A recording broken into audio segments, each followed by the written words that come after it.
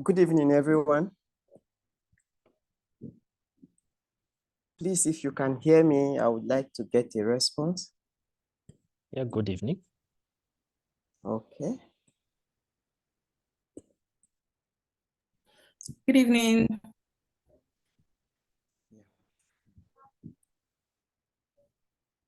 Thank you for joining us for this Power Dialogue tonight. It's a pleasure to have you with us to host the maiden edition of the Ghana Power Dialogue series. And this night, our speakers, it's a pleasure to have you with us. And to our guests, it's also a pleasure to have you with us. Very quickly, we would be starting. So at this time, I would love to call on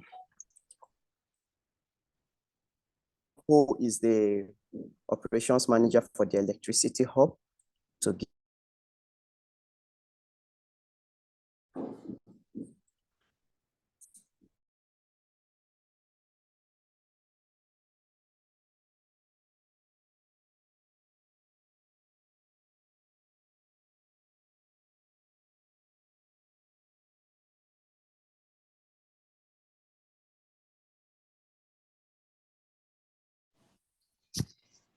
Good evening, everyone. And thank you so much for joining us on today's first edition of the Ghana Power Dialogue. We welcome everyone, all our panelists, our moderator, and our guests. Hopefully tonight we will look at hydrogen development in Ghana. And then our panelists will take us through how the Ghana government can make use of hydrogen and how they can explore the resource and hopefully transform their transportation sector as well as other sectors in the country. Thank you very much, David. Over to you. Thank you so much, Omono. It's a pleasure. Very quickly, we would be introducing our guests that we have for tonight. Just a minute.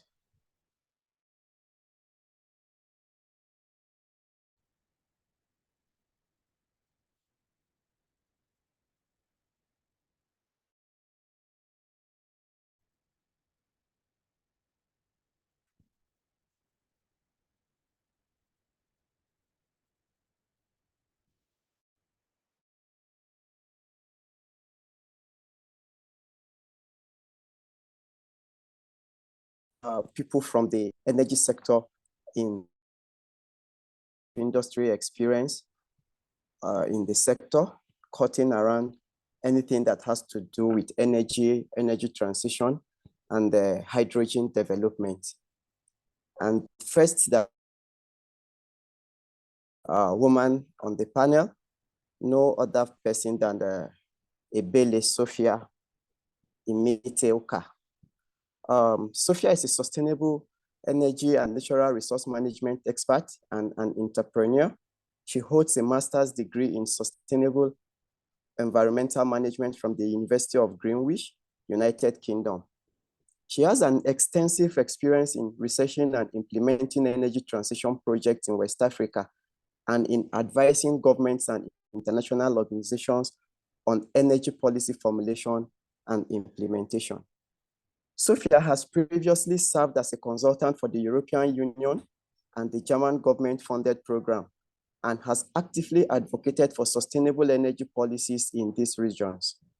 Sophia's expertise in green hydrogen and her understanding of Ghana's landscape is what informed us to invite her to be on this panel tonight.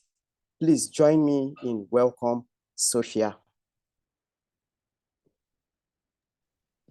Next that we have on the panel, thank you, Sophia. Yeah. Next that we have on the panel is Dr. Evans Moremi. Dr. Evans is a highly motivated energy and sustainability specialist with over 15 years of experience and track records in driving clean energy transition initiatives. He also has a deep experience in the hydrogen development in Africa. And it's a privilege that we have him here because he has been one of those that has been in the hydrogen development sector, even though it is still a very new area or a new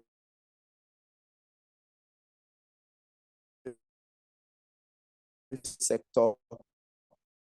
Expertise and experience by being at the forefront of developing various national and regional strategies and policies spanning hydrogen, that is gray, blue, and green hydrogen, renewable energy, and energy efficiency. Please join me to welcome Dr. Evans Moremi. Thank you so much for the kind introduction. Thank you. Thank you. All right, next that we have is Dr. Chigozie Nweke Eze. Dr. Chigozie is the Managing Director at Hydrogen.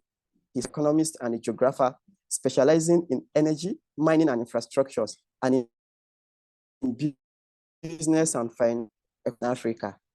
On a broader level, he is interested in the geographies of finance, cross-border relations.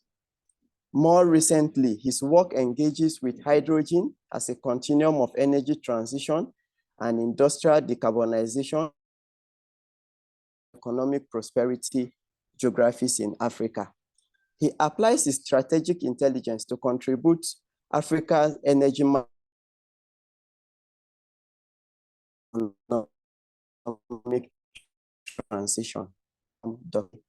Nweke Eze. Do we have Dr. Benson? All right, without wasting time, we would be going in and it's time to hear from our experts.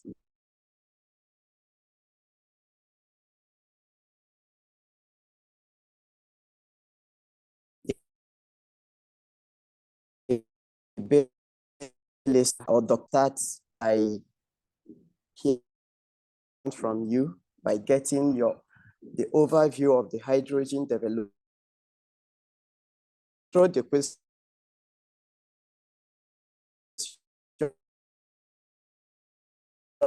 to you, you may go. Now, considering your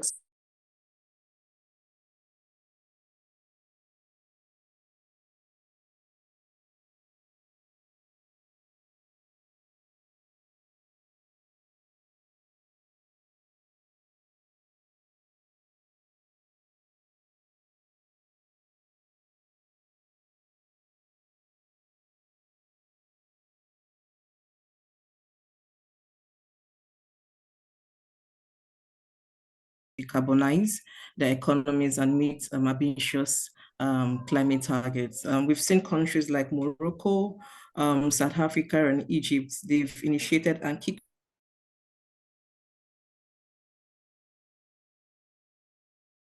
resources they have in their countries. And so Africa, there's a lot of potential in Africa as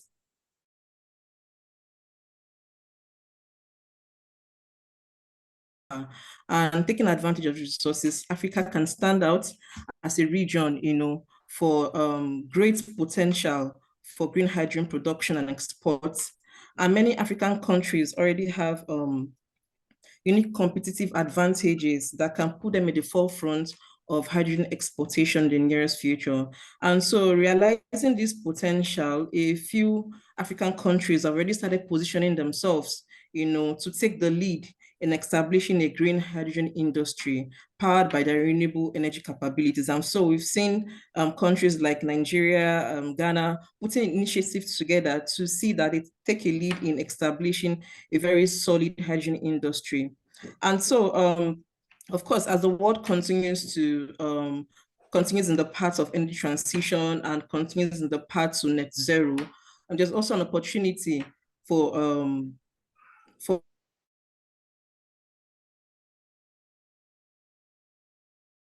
I would suggest that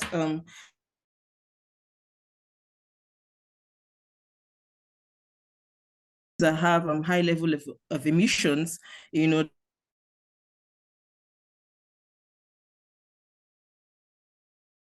I'm using hydrogen as the main source of energy. This, of course, will facilitate and hasten, our transitioning and our pathway to net zero.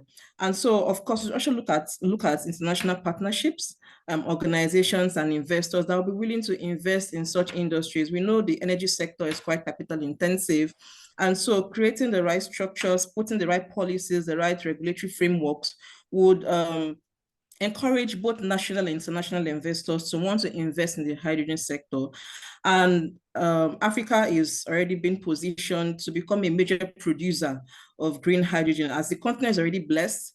We are blessed as a continent with good solar power, good wind and good hydropower sources. And so this alone gives us a great opportunity. And also considering that we have a large expanse of non-arable land that can contribute to production of hydrogen. So we already have the materials in place, we have the resources in place. And so another key point that we can focus on is capacity building in terms of building and training people in the green hydrogen sector. This will also facilitate the development of the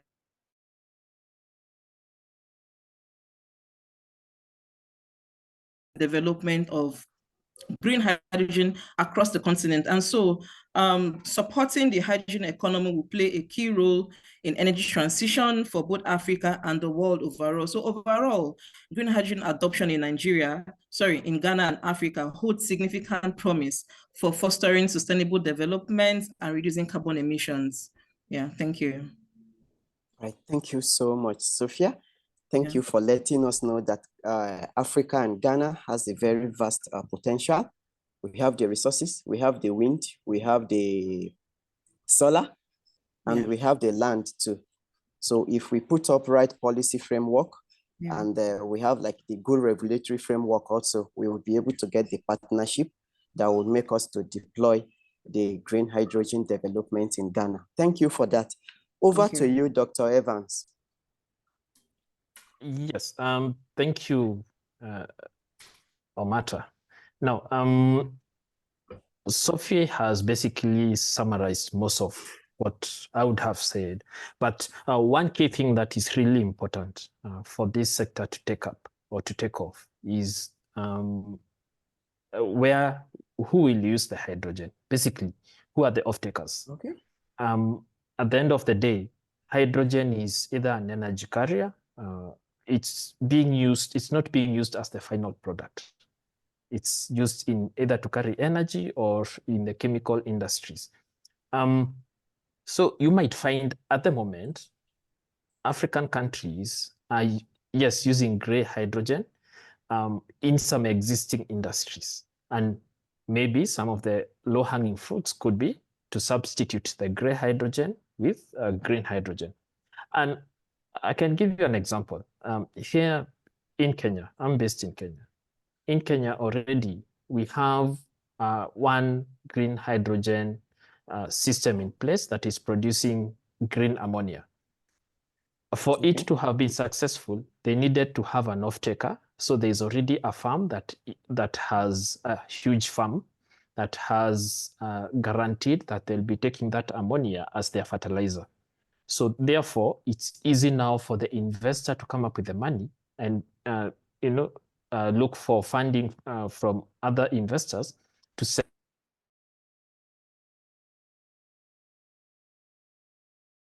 in whatever PTX form, you're going to recover your money.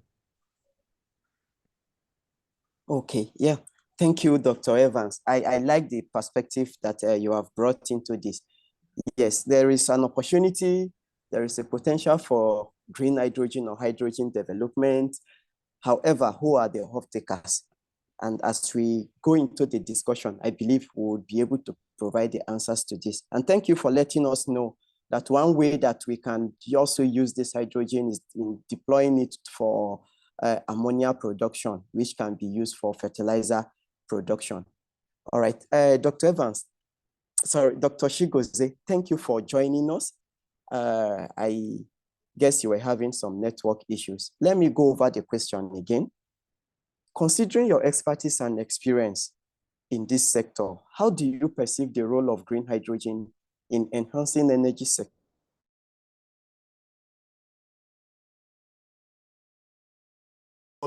Types of hydrogen, from the gray, the blue, and the green hydrogen, which we want to focus on tonight. How do you think this can enhance energy security in Ghana? Thank you. Okay, so thank you so much for that. I was also listening to the other panelists. I just want to be able to add a little bit of a new caveat to the discussion, and that is the fact that, of course, energy security is something that many African countries need, and Ghana is one of the countries that need energy security, which we are discussing today. Well, what it then invariably means, of course, there are different kinds of hydrogen. There's also green hydrogen, as you know. There is blue, there is different colors that people call it. There's even white. So now, let me just use green, for instance. The reason why I'm using green is because that is the one that is more popular now. And that is also the one that Ghana wants to go for first. Okay, so Ghana as a country is also good in petroleum, and of course blue hydrogen can come in, but because of the high push for energy transition, the country seems to would most likely prioritize green hydrogen, at least in the short to medium term. So now the thing about green hydrogen is simple, and it's that before you can produce green hydrogen, you need to have a lot of renewable energies. And if you're going to build a lot of renewable energies to produce green hydrogen, you are also producing electricity. So you're supposed to produce green electricity. So how is the production of green hydrogen going to support energy security? One way is by using part of that constructed new renewable energy capacity to actually to use part of it directly into the grid to supply electricity, right? To cover the energy supply gap. That's one way. So another way to do it is then to use green hydrogen as a storage means to store excess generated electricity that can be reused. So these are the two main ways that hydrogen, especially this recent one that I've just talked about, green hydrogen, can actually support energy security in Ghana and also other African countries. Okay, yeah, thank you.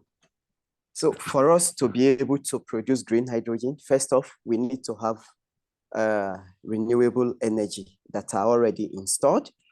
And then green hydrogen is an energy carrier. And with this, from your explanation, it means we can use it to store the excess energy and deploy it back into the system. Yeah, thank you for giving us that overview. Sophia, we are coming back to you. Now, drawing from your experience now in this sector, you have been one of the women in Africa that have been at the forefront of the green hydrogen development. How do you think we can have the practical ways to enhance this green hydrogen production in Ghana? You maybe looking at the different roles that people can play, maybe from gender, from government, from all the sectors. How do you think that we'll be able to have a practical way of this green hydrogen in Ghana? Thank you very much for the question once again. As a woman in the green hydrogen sector, I've been privileged to see firsthand the importance of diverse perspectives in driving innovation and sustainable practices, in enhancing hydrogen production, which can be applicable, to Ghana. There are various strategies. First things first, like Dr. Chigozie has said, hydrogen requires the use of green hydrogen production requires the use of renewable energy. And so one key way of achieving enormous hydrogen production in any country is investment in renewable energy infrastructure. And so Ghana already has an abundance of solar and wind resources. So this can be harnessed to produce green hydrogen. So investing in renewable energy infrastructure is very important. It will provide the necessary facilities, the necessary power, the necessary processes to be able to produce green hydrogen. And then also we consider public-private partnerships, collaboration with international organizations, collaboration with private sector companies, research institutions. This can also facilitate the development of hydrogen production in any country. And so with these partnerships, of course, they can leverage on their expertise, they can leverage on their funding and resources to overcome any technical, financial, or legal barriers that could be impeding, green hydrogen production. And then we look at capacity building and training. Very, very important. Implementing training programs, capacity building activities for key players in the sectors. We have engineers, we have technicians, we have policy makers. So it's very essential that we build local expertise in hydrogen production. This will also enable us have effective project management for green hydrogen production projects. And so it's very important that capacity building is in the forefront of every activity. And then of course, we go to a very important aspect, which is policy support, having the right regulatory frameworks in place, governments being supportive in terms of providing the right policies, tax incentives, feed-in tariffs, and all that will also play a good role, in building the green hydrogen production in any country and specifically in Ghana. And then we also need community engagement and awareness. For any project, especially in the energy sector, to be very successful, the community has to accept that project. There has to be an acceptance of the project. This will also enable local stakeholders to ensure that the project is a success. Creating enough community engagement, engaging with key stakeholders right from the planning process of the project. It's very, very important that this is done. And of course, carry out sensitization and awareness campaigns. This will also show to the people the importance of the benefits of this green hydrogen production in their communities, and the benefits this production would have to them, to the economic, to the economy, to the livelihood, and to the environment. So by implementing a lot of these strategies, or a combination of these strategies, you're guaranteed of increasing and improving the hydrogen production capacity in Ghana. And so all these are very important. So, and all these will also contribute both to economic growth of the country and environmental sustainability. Yeah, thank you. All right, thank you. I will have a follow-up question for you. Yes, that's fine. You've talked about collaboration. You've talked about utilizing the resources. You've talked about capacity building, especially building the local capacities. And you've talked about campaign and awareness. Now, in deploying in developing green hydrogen, it is a way capital intensive. Now, there is this general projection that if you invest $30 billion to produce green hydrogen, you'll be able to produce 20 gigawatts of renewable energy, and then 10 gigawatts of electrolyzer, which would be used to generate 1 metric ton of green hydrogen. Now, if you look at the entire Ghana Energy Transition Plan, is $550 billion. So, and if you want to produce just 1 metric ton of green hydrogen, you will need like $30 billion. How do you think the government can go around financing this green hydrogen development in Ghana, considering that, yeah, in a way it is good, but then when you consider the cost, there may be other competing priorities around it? Okay, yes, thank you. Thank you very much for this question. Financing energy projects is usually a major concern, not just green hydrogen, but almost every energy project you go into financing.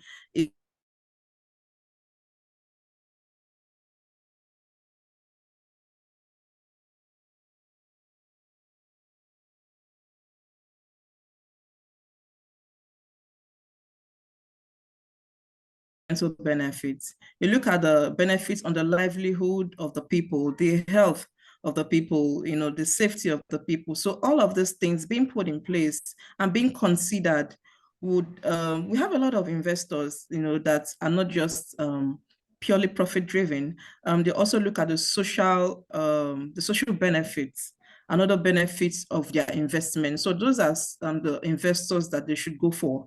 You don't go for just purely profit driven. You go for investors that are willing to see and benefit from other benefits that has been accrued from the project. And so, of course, it is a long-term investment in green hydrogen sector is a long-term investment. It requires a lot of upfront investment, and which most likely the government is in a better position to provide such funding, for the long term. A lot of private sector investors will be very skeptical about investing in the long term, but with collaboration, bringing the private sector and the government on board, you would have a very good combination of expertise, experience, and financial stability to execute such projects in the long run. And so I would suggest for the government of Ghana to bring in a private sector, and while the government acts as a guarantee of the funding, with the private sector on board, because they know the project has to run effectively for them to get profits and for them to remain in business. They will ensure the sustainability of the hydrogen production project. And so a collaboration with the government, the private sector, donor agencies, international organizations being put on board will ensure and guarantee the success of the project. Thank you. All right, thank you very much. Yeah. Yes, so bringing in the private sectors and international donors to invest into the project, by this would be able to deploy green hydrogen in Ghana. Thank you. Dr. Evans, over to you. Now, you have a lot of experience in this sector, over 15 years of experience. And if there is one thing that is a little unclear in green hydrogen development currently is the off-takers or the end use. Like you said, there have been some barriers to this, where people or countries, first of all, want to know who are the end users of this product if I produce them. So can you share with us, how do you think we can drive the green or blue hydrogen production in Ghana?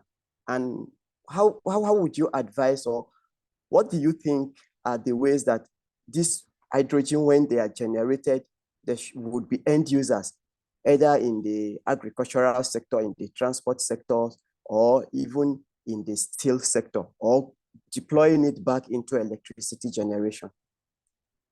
Yeah, David, thank you so much. Now, since we are saying hydrogen, that green or blue, is an energy carrier, then yes, we need to know what is the size of the market that we want to address.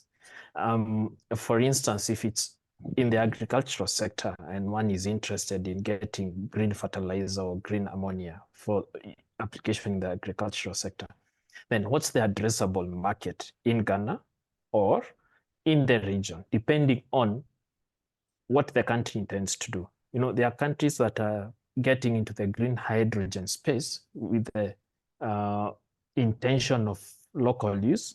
Others have the intention of export.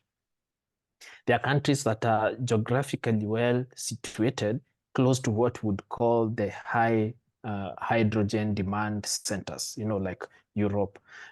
So you find countries like in North Africa are better situated than us who are more towards south, or those who are closer to China, Japan, because again, those are areas that need a lot of hydrogen.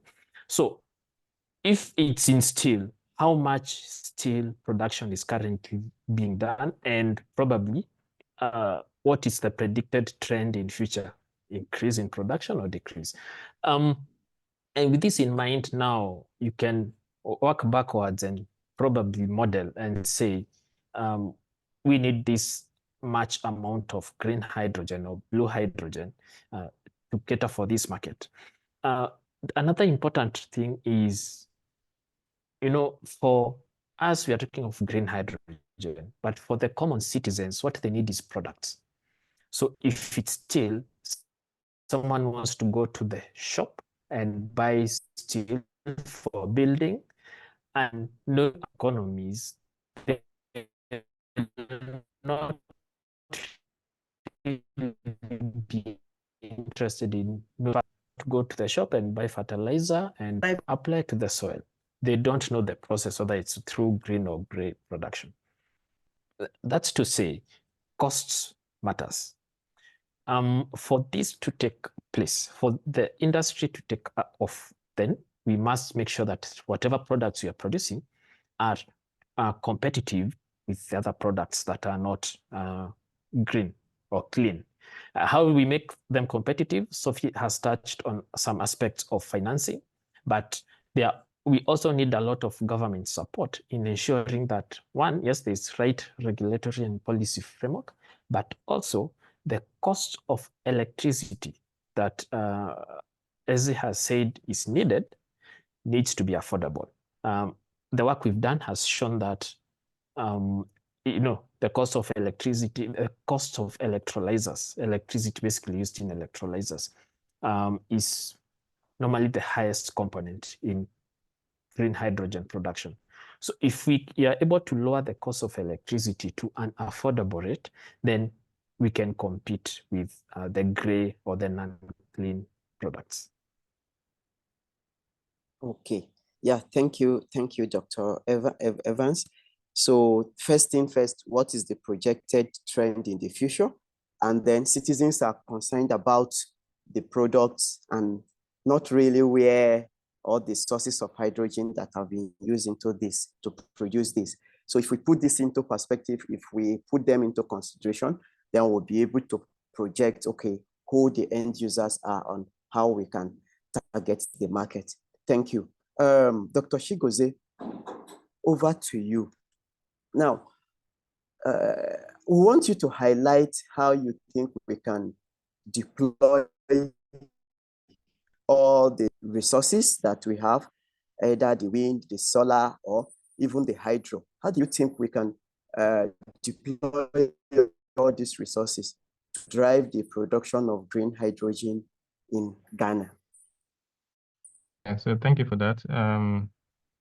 Of course, all these resources that mentioned are renewable energy resources. Hydro, of course, they qualify. All of them qualify to be part of what we're talking about for the production of green hydrogen. And but of course, on different rates, all of them can contribute. It's just a question of feasibility, technical feasibility, and a question of cost. There are a lot of geographical factors that must be considered. So, the production of green hydrogen itself requires a lot of water. So someone may decide, someone may be faced with the decision of locating it near an existing plant or existing resources and also locating it near where there is large water bodies so that you don't increase your cost of production.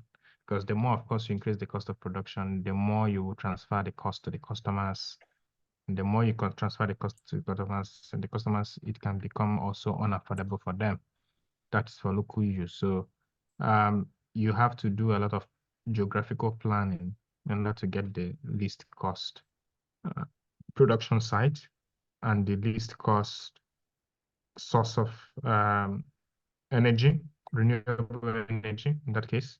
So those things are very, very important. But of course, again, it is very important in the production of this green energy. If you really want to connect it to energy security, it's very important to adhere to what we have called, Integrated Africa Power has called additionality principle. That is to say that if you come to a country, of course, you have already an existing energy insecurity situation. So what are you going to do? Are you going to now make things worse by taking the electricity that is being produced in an already station and use it to produce green hydrogen? For what? People will ask you. So then, or does it make more sense to if you want to now produce that green hydrogen, you start afresh. You build a new system, you build a new solar, you build a new wind, you build a new hydro station. So you can now use it to now generate, to produce green hydrogen. And then you can now say, okay, fine, excess can now go into the grid, right? Like I just said, and then the green hydrogen can be used. So that, but again, cost. Frankly speaking, of course, I think that Evan has touched on it as well. The cost of production of green hydrogen and all these hydrogen technologies is currently hydrogen is what everyone uses, but it is not according to decarbonization principles. The cost is high. So then it brings up the question of who will use it after it is being produced, who will use it. Of course, the estimates we've done shows that maybe the cost will come down as the years go by. I mean, with every technology, of course, with solar panels, the cost was not so low in the beginning, and also, of course, with telecom, MTN, the cost whenever a new technology comes on board, it does not.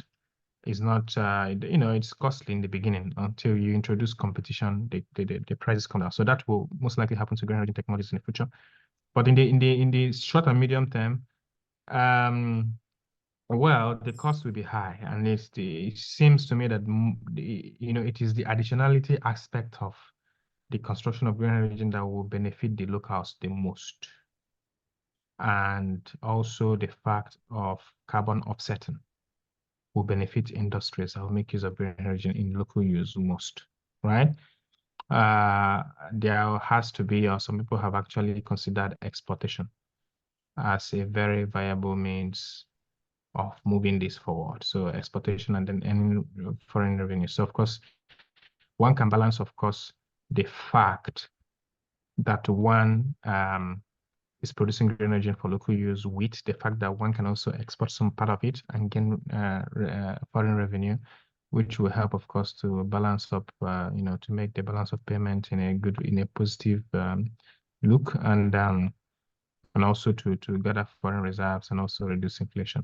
So there are many benefits of it, to get revenues that you can use to invest in other sectors, social sectors, health, education, and so on and so forth. So what I'm trying to say is that there are so many options, but the plan and the planning of it, geography related, policy related, economics related, will have to be made carefully by the national government. And this is also part of what we do in Integrated Africa Power, by the way.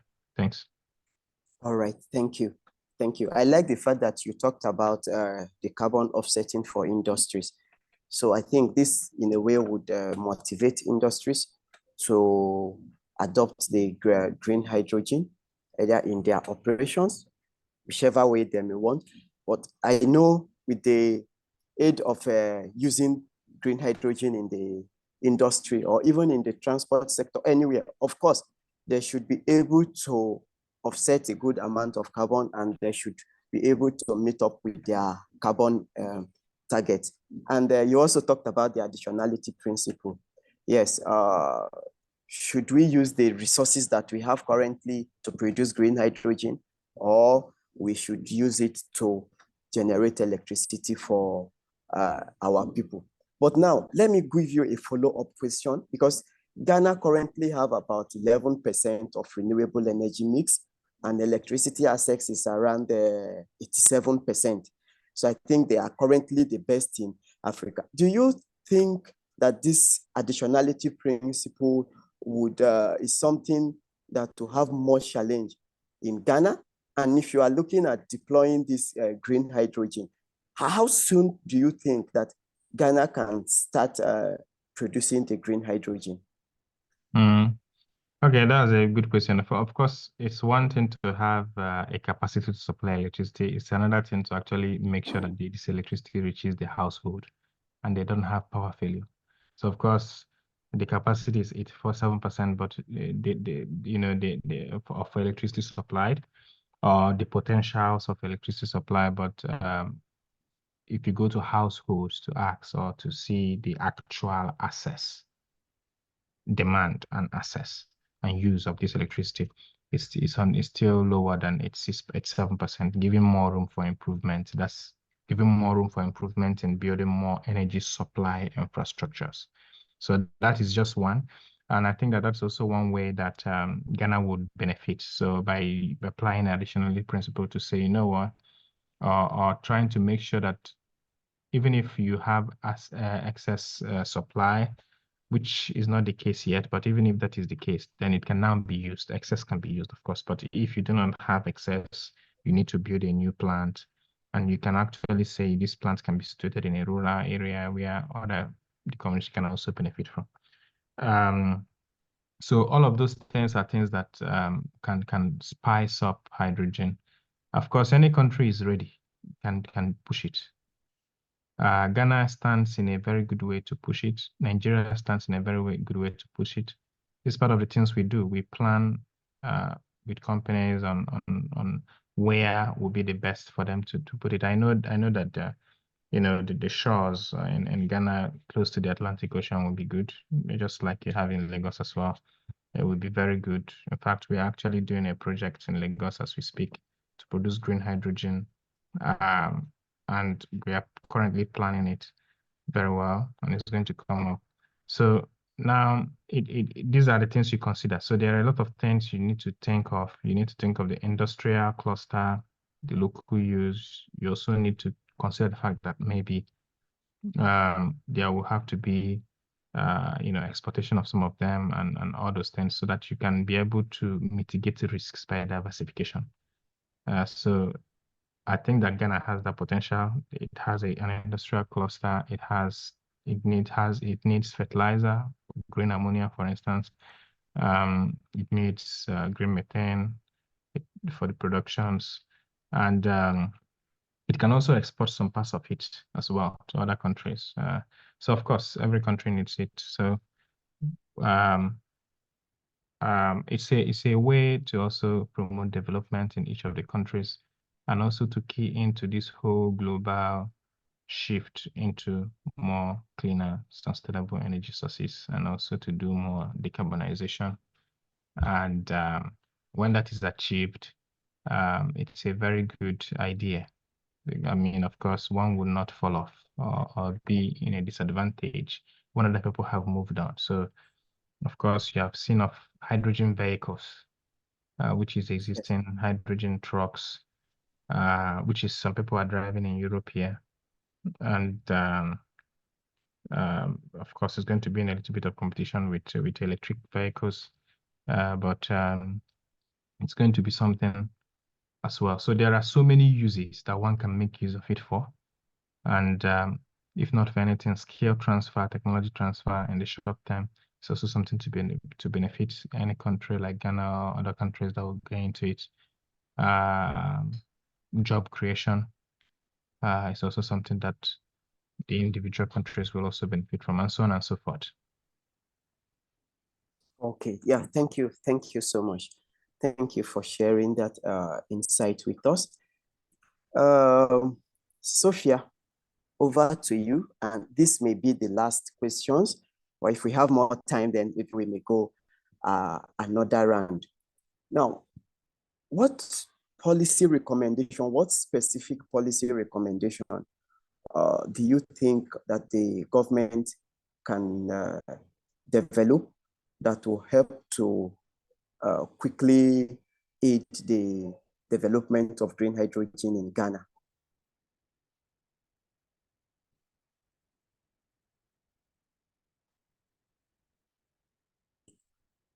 Hello, Sophia, or I am muted.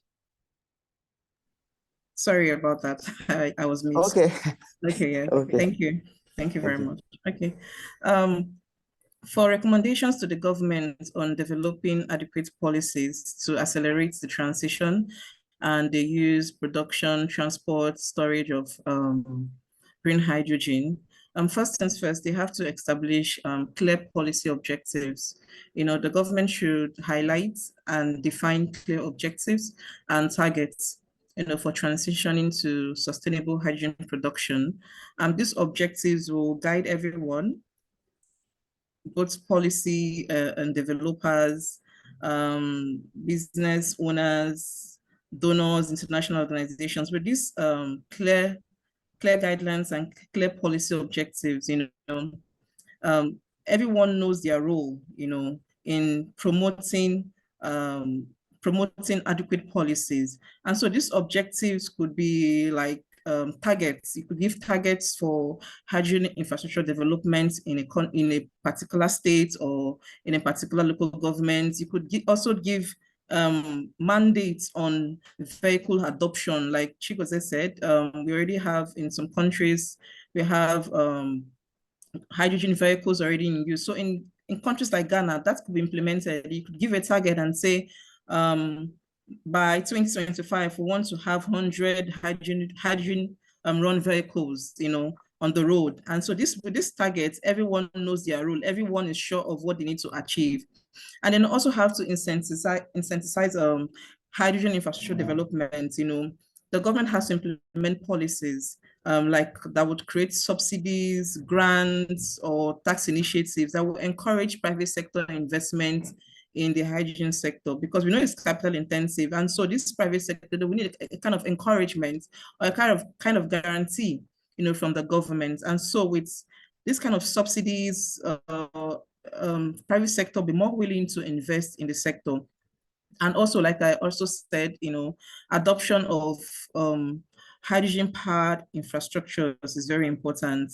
You can use hydrogen in vehicles, for agricultural activities, for electricity generation. So these particular avenues in which we can use hydrogen should be highlighted and enforced. And then, of course, investing in research and development is very important. The government has to allocate adequate funding for research and development initiatives, that would advance the development of hydrogen fuel cell technology,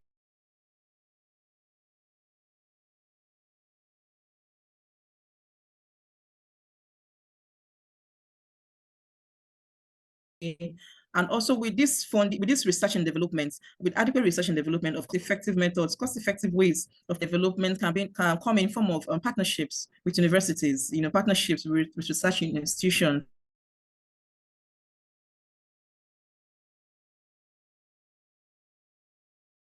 partnerships with private sector companies are able to drive innovation in the hydrogen sector. And also environment and regulatory framework is very important, so that we can be able to address safety standards, the fuel quality, quality requirements in the hydrogen sector, and in hydrogen infrastructure development as a whole. So this framework should be there to also provide clarity, to provide certainty to stakeholders, to ensure that the public safety and environmental protection is paramount, because in the process of trying to produce green hydrogen, trying to cause a transition, we'll find out that other hazards can arise from such processes. So we have to curtail those hazards as well. And then also, public awareness is also very important. We need to launch public awareness campaigns. We need to educate our citizens. We need to educate businesses. We need to educate policymakers about the benefits of hydrogen technology, for sustainable transport, for agriculture, for mining, for cement production, and all that. We need to highlight to everyone the environmental, the economic, and the energy security advantages, hydrogen can bring to the table. And so with this information, you would see that policy development will come easily, because everyone is aware, everyone has adequate information on how they should function. And so by implementing, these policies, the government of Ghana can create an enabling environment, and widespread adoption of green hydrogen in the country. Yes, thank you.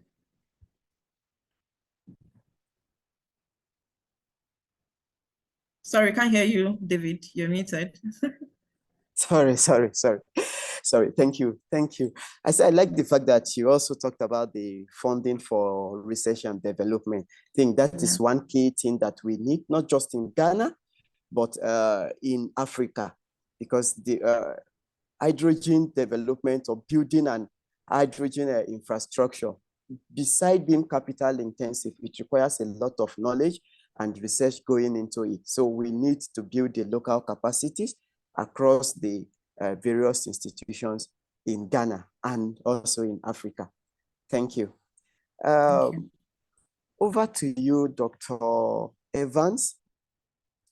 Now, we know that definitely there are challenges that are currently posing to launching this whole hydrogen development in Ghana and in Africa. Now, based on your experience, what do you think are these challenges? And from these challenges, what opportunities do you think we have that would be able to guide the stakeholders, all the relevant stakeholders, both the government and the industries, that if they address this, then we would be able to scale up green hydrogen projects in Ghana? Yeah, thanks, David. I think first and foremost, what Sophie has said, the regulatory and policy framework and environment needs to be in place. A few years ago, most of our countries didn't have policies governing renewable energy. Right now, we have solar, from grid scale all the way to pico solar systems. And governments have had to adapt because the private sector comes and says, hey, we have this technology and we want to use it to help your country. Of course, as we also get some profits out of it. So you're finding governments are trying to catch up with the advancement of the technology. And there are instances where you realize that what Sophie was talking about on capacity building, the policymakers themselves don't know what this technology is about. So there is a challenge there in that the skills of different players may not be up to par. And therefore, a country is not able to take the right direction because they don't have relevant drivers or pilots who are skilled to take it to such directions. We've said it's a capital intensive sector. So we need money. And with proper regulatory framework, we are able to lower some of the risks that makes these projects very expensive. Of course, there are other risks that are associated, political risks and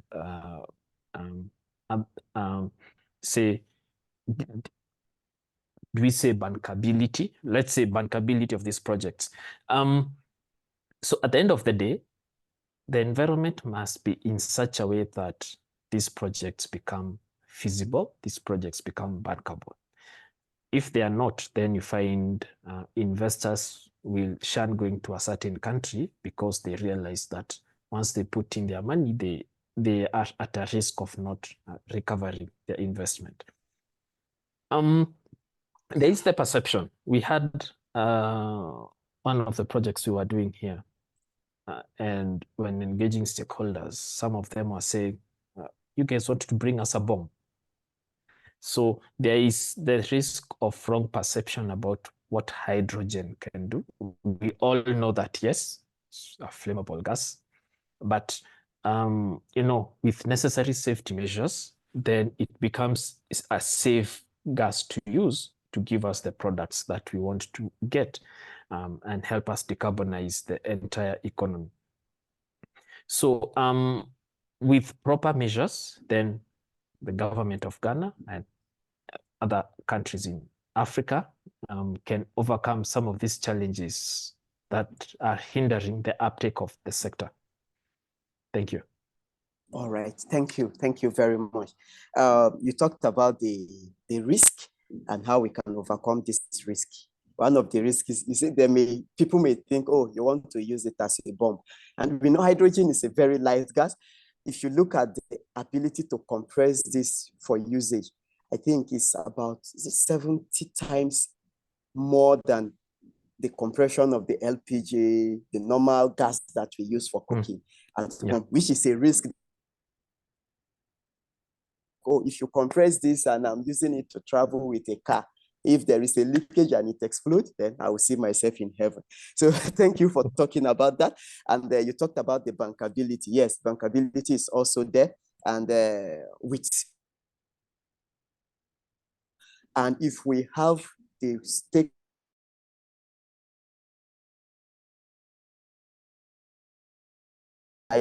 in deploying or designing the right policy for hydrogen production in Ghana and in Africa. Thank you for sharing your insight on that. Dr. Chigozie, over to you. The last question for you. As we strive to adopt more sustainable energy in Ghana, and you may speak generally beyond Ghana, maybe in Africa, for example, how do you envision the role of partnership and collaborations with international entities in driving this development and the deployment of green hydrogen? Maybe you may look into the case of Namibia, for example, Namibia, South Africa, Morocco. How do you think maybe Ghana can also leverage on this or look into some of these case studies to drive the hydrogen production? Okay, so thank you for that. I think that's a very interesting question. Of course, to do something that requires a technology that is new like this definitely requires a lot of collaboration and learning, partnerships. It's not something no one wants to do on their own. One can make mistakes. So one needs to learn as much as they can from their neighbors. Even just international neighbors, let's say in Europe and America and elsewhere, but also from neighbors within Africa itself. And that is very, very important. And again, so in terms of the partnership can be in different ways, right? It can be in terms of finance, can be in terms of technical advice. Because when you think of it, when you think of the finance angle to it, I mean, you can get grants and concessional loans from all these international organizations like World Bank or FW or AFD, and so that you can be able to do a technology that is very costly like this. It's a very costly technology. It's not that cheap. So of course you would need to get a grant and loan, concessional one, so that it will not be too costly. And of course, the more grants you get and the cheaper financing you get, the less costly it will be to sell. So these are the things you keep in touch, you keep in contact, or you keep in your mind. And so keep that in mind is good. So you need all kinds of partnership. You need also the know-how, the people who are good with the technologies and all. Then of course, you also need to make sure that everything that you are, partnering with, that you're also conscious of your own local context, that you don't go and import what works somewhere else and think it will work the same way in your own soil. This is the mistake that many African countries have made. So you are able to know, okay, it works like this, but this is what is different and peculiar in my own context. Therefore, this is how this can work. That is it, a partnership. In collaboration, collaborations should increase. Collaborations is very necessary, even just collaboration within African countries. In fact, with the report that came out in the studies we saw that Africa has the most potential, or sub-Saharan Africa particularly has the most potential to develop a lot of green hydrogen potentials because of abundance renewables. But of course, if you look critically at each of the countries, you see that each of them may have some challenges. So for instance, Mali, Niger were among the countries that came up as one of the biggest people that will produce very cheap green hydrogen. And because they have a lot of sun and all those things. But then again, you have to think again, they don't have a lot of water. So you can now say, okay, fine, how do I collaborate with a neighboring country that has water so that they can bring water to the place? You see how collaboration is very important. Collaboration has the potential to keep the cost low, has the potential of making the most out of little. So collaboration, of course, also involves putting a lot of infrastructure in place. So of course, those infrastructures can be used for other things too. So of course, you know of the West African Power Pool and of course the West African Pipeline, gas pipeline. So all these things are infrastructure that are already existing. They can also be used to make sure that Ghana keys in, but also other neighboring West African countries like Nigeria also and others key in. So collaboration and partnership is key for every new technology such as this one that we're talking about, hydrogen. And it will go a long way to make sure that people do not make mistakes and no. All right, thank you. Thank you very much. You talked about the technical know-how, know what works for your country without just importing a complete idea from another country and may not work for you. And the cross-country collaboration in terms of the resources and leveraging on the grants that are available to deploy or to produce the green hydrogen. All right, thank you very much to every one of you. To the panelists, thank you. And to our listeners, we want to quickly take 2 questions. If you have a question, please either you type or you may signify by a raise of hand and our admins will unmute you to ask your question quickly.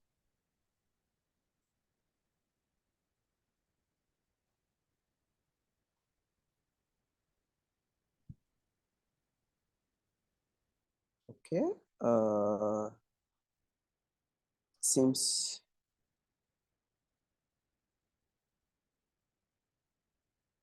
we don't have a... Okay, I saw Mr. Martins raise his hand. Okay. Martins, who is it?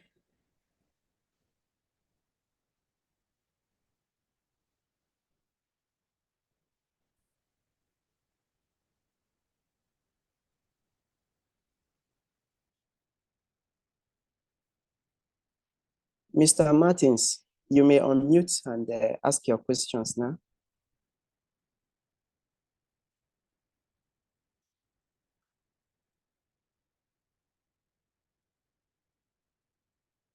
Hello, Mr. Martins.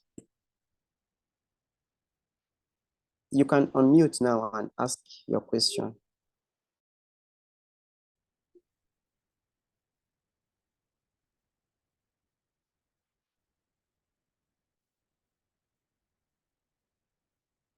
Okay. Mr. Martins, if you can hear us, you may send us your question via an email, and we will send to whoever you address it to among the panelists, and we are sure they would provide the response to your question. So without wasting time, I would like to specially, on behalf of the Electricity Hub, to thank you, our panelists. Thank you very much, Sophia, for taking out your time to be on this panel tonight. Thank you, Dr. Evans. Thank you, Dr. Chigozie. Everything you have shared with us tonight, we would put it as a policy document, a policy brief, which we would produce the report and we would share with the relevant authorities in Ghana. And we are sure that they would be glad to receive it and make use of it.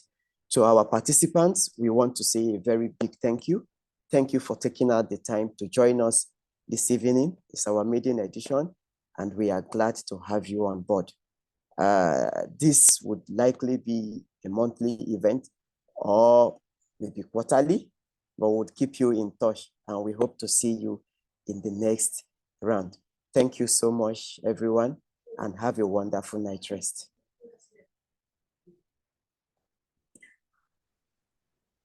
Thank you. Thank you too. Thank you, David. Thank you, everyone. My pleasure. Thank you. Yeah, thank you, everyone. Bye-bye.